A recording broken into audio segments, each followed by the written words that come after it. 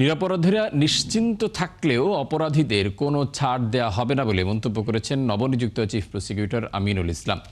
দুপুরে ট্রাইব্যুনালে গিয়ে তিনি সাংবাদিকদের এ কথা জানান। তার আগে নতুন chief prosecutor advocate Aminul Islam তার দায়িত্ব বুঝে নেন। এর আগে সকালে অ্যাডভোকেট আমিনুল ইসলামকে নতুন চিফ প্রসিকিউটর নিয়োগ দিয়ে প্রজ্ঞাপন জারি করে সরকার। দুপুরে ট্রাইব্যুনালের শেষ কর্মদিবসে কথা বলেন সদ্য বিদায়ী সাবেক চিফ প্রসিকিউটর তাজুল ইসলাম। সবাইকে শুভ কামনা জানিয়ে ট্রাইব্যুনালের নতুন প্রধান কৌশলীকে সব ধরনের সহায়তার আশ্বাস দেন তিনি। ট্রাইব্যুনালে সব মামলার সঠিক বিচার হবে বলেও আশা করেন তাজুল ইসলাম। সকল বীর মুক্তিযোদ্ধা, সকল জাতীয় নেতৃবৃন্দ, সবার প্রতি আমি গভীর শ্রদ্ধা প্রদর্শন করছি। এই ট্রাইব্যুনালে যে সকল অপরাধীরা বিচারের সম্মুখীন, তাদের জন্য সুস্পষ্ট মেসেজ যে যারা কোনো অন্যায় করেনি তারা কোনো হয়রানির শিকার হবেন না, অন্তত প্রসিকিউশনের মাধ্যমে।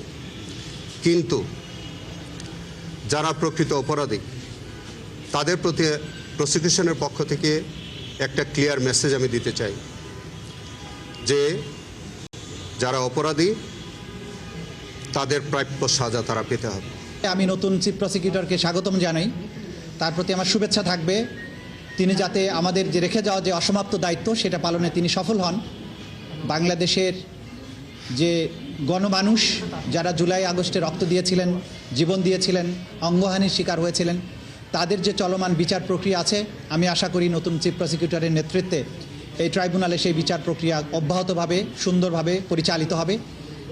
একই সাথে গত 15 বছরের যে গুম এবং খুনের যে বিচারগুলো এখানে চলমান আছে সেগুলোর বিচার ভালো মতো এখানে চলমান থাকবে।